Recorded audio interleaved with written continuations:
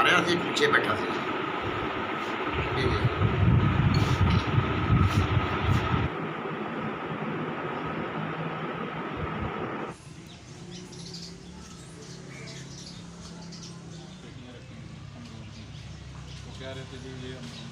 देखें, हम जब भी ड्यूटी करते हैं ना, बिल्कुल हाज़िर होकर ड्यूटी करते हैं और चारों तरफ हमारी नज़र होती है। अभी तक आपने क्या कार्रवाई की इनके खिलाफ? उनके खिलाफ मुकदमा दर्ज थाना सदर पसरूर में दर्ज करवा दिया। थाना सदर वाले तफ्तीश उनकी कर रहे हैं। मैंने ईमानदारी से ड्यूटी सर अंजाम दी है, तो असला भी बरामद किया है, काफ़ी असला बरामद किया है। मेरी ज़्यादा नौकरी जो है खुली स्टाफ पे है, तो असले की भी खेपें पकड़ी हैं, तो इंशाल्लाह आइंदा भी। जी, मैं इस वक्त मौजूद हूँ पेट्रोलिंग पोस्ट बासीवाला पर। यहाँ पर गुज़श्ता दिन एक बहुत बड़ी स्मगलिंग की जाने वाली मंशियात थी, जो पेट्रोलिंग पोस्ट के इंचार्ज और duty incharge Mohammad Amran ASI और patrolling post incharge Shah Tariq sahab ने मुलजमान को गिरफ़्तार करके उनसे मंशियात बरामद की।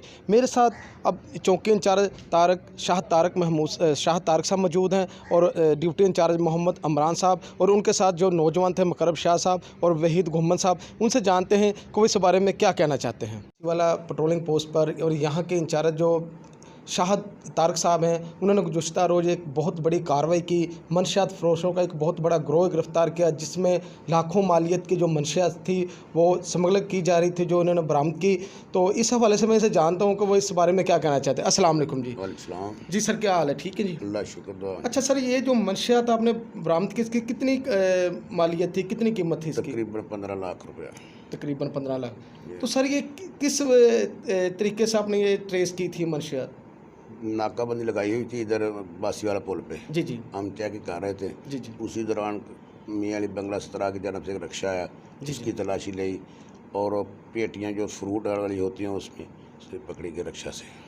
सर, देखने में ये आता है कि फ्रूट, क्योंकि वो टाइम जो होता है फ्रूट की मंडी का होता है, 17 सब्ज़ मंडी है, पसरूर सब्ज़ मंडी है, नारोवाल भी है, सियालकोट भी है, अमूमन रक्शे या गाड़ियाँ जाती हैं। तो ये फ्रूट वाली पेटी में आप कैसे ये महसूस किया कि ये मशकूक है, इसमें कोई स्मगलिंग वगैरह की जा रही है, मंशियात वगैरह, किस तरीके सर ये? चेकिंग कर रहे थे। दौरान चेकिंग में जब पेटी चेक की है, उसके ऊपर घास डाला हुआ था। जी जी। घास को साइड पे किया तो उसके नीचे चर्स पड़ी हुई थी। सर, ये पैकिंग में थी या ओपन थी? जिस वक्त आपने ये मंशियात बरामद की, आपके ऊपर प्रेशर वगैरह तो आया होगा? फिलहाल वो आता तो है, तो कोई अल्लाह मालिक का फ्रेशर की क्या जरूरत है। सर, ये कितने मुलजमान थे जिन्होंने जो ये लेकर आ रहे थे मंशियात? 2 लोग थे। 2 लोग थे। कोई नाम वगैरह उनका, कोई एड्रेस? हाँ जी हाँ। तो कहाँ के थे सर ये? ये शरकपुर शेखपुरा के थे। जी, और दूसरा? दोनों शरकपुर के। एक का नाम मोहम्मद कलीम वल्द मोहम्मद कलीम तो मोहम्मद ज़ीद, 2 मुलजम थे। 2 वकील। तो सर, गिरफ्तार करने के बाद अभी तक आपने क्या कार्रवाई की इनके खिलाफ? उनके खिलाफ मुकदमा दर्ज थाना सदर पसरूर में दर्ज करवा दिया। थाना सदर वाले तफ्तीश उनकी कर रहे हैं। सर, इस वक्त आपको अवाम की काफ़ी हौसला अफजाई हासिल है, अवाम आपको अप्रिशिएट कर रही है कि बहुत अच्छी कार्रवाई की है। क्या कहेंगे अपने महकमे के बारे में? महकमे के बारे में ईमानदारी से नौकरी करनी चाहिए, लोग आवाम की खिदमत करनी चाहिए, जो साढ़े अफसरान के हुक्म की तमील करनी चाहिए, अफसरान के मुताबिक जी कार्रवाई करनी चाहिए। सर, क्या मैसेज देंगे अब जो हमारी अवाम है या जो मंशियात फरोश अवाम मंशियात फरोश के डट कर मुकाबला करें, उनको पकड़ेंगे इंशाल्लाह। जी, अब मेरे साथ वो बहादुर नौजवान भी मौजूद हैं जिन्होंने अपनी ड्यूटी को ईमानदारी के सर अंजाम देते हुए मंशियात फरोश को गिरफ़्तार किया।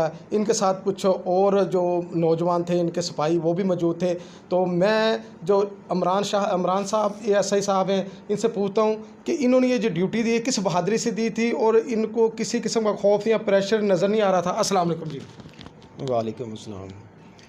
मोहतरमा, अपनी ड्यूटी को मद्देनज़र रखते हुए SSB पेट्रोलिंग राना शजात की हिदायत पर अमल करते हुए और DSP अतीक़ुर रहमान की हिदायत पर अमल करते हुए अपनी पोस्ट की कारकर्दगी को बेहतर बनाने के लिए नाकाबंदी की हुई थी।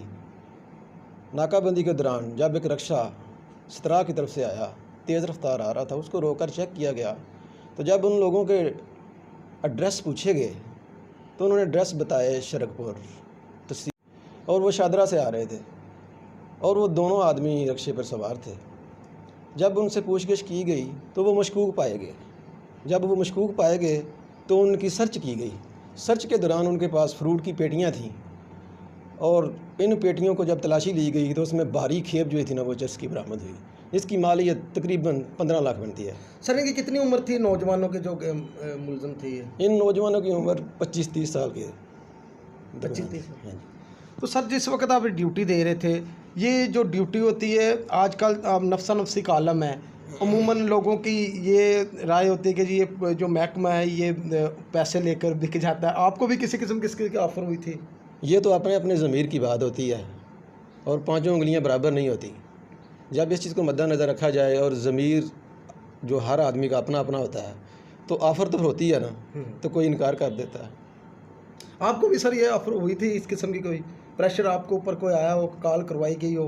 प्रेशर तो होता है ना, लेकिन ये चीज़ें जो है मीडिया के सामने नहीं लाई जा सकती। तो एक ये मंशियात का बहुत बड़ा ग्रोह पकड़ा आया कि नेक्स्ट टाइम आपकी क्या कोशिश होगी अपने नेक्स्ट टाइम क्या, माजी में भी तारीख गवाह है, मैंने ईमानदारी से ड्यूटी सर अंजाम दी है। तो असला भी बरामद किया है, काफ़ी असला बरामद किया है। मेरी ज़्यादा नौकरी जो है खुद स्टाफ पे है, तो असले की भी खेपें पकड़ी हैं।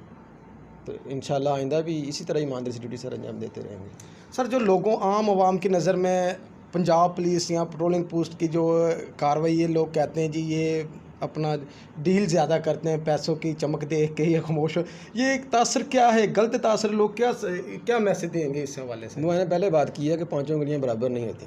जी जी। तो यही बात है सर। सर मंशियात फरोशों के लिए कोई मैसेज अपनी चौकी की तरफ से, पेट्रोलिंग पोस्ट बासीवाला की तरफ से? मंशियात फ़रोज़ जो है ना, वो इधर पोस्ट बासीवाला के बीट एरिया में नहीं रहेगा, ये मेरा उनको खुला है। सर अमूमन देखा जाता है ये जो अन नंबर गाड़ियाँ होती हैं, मोटरसाइकिल वगैरह, इनके लिए भी कोई मैसेज, कोई पैगाम? जो बिला नंबरी गाड़ियाँ होती हैं ना, ज़ाहिर बात है वो मुल्क और कौम का जो नुकसान होता है कि गाड़ियों का नंबर ना लगाना, बिला नंबरी गाड़ियाँ चलाना। और नंबर 2, जितनी भी वारदातें होती हैं ना, वो बिला नंबरी गाड़ियों पे होती हैं। अगर बिला नंबरी गाड़ियाँ बंद कर दी जाएं तो वारदातें ऑटोमेटिक कम हो जाती हैं।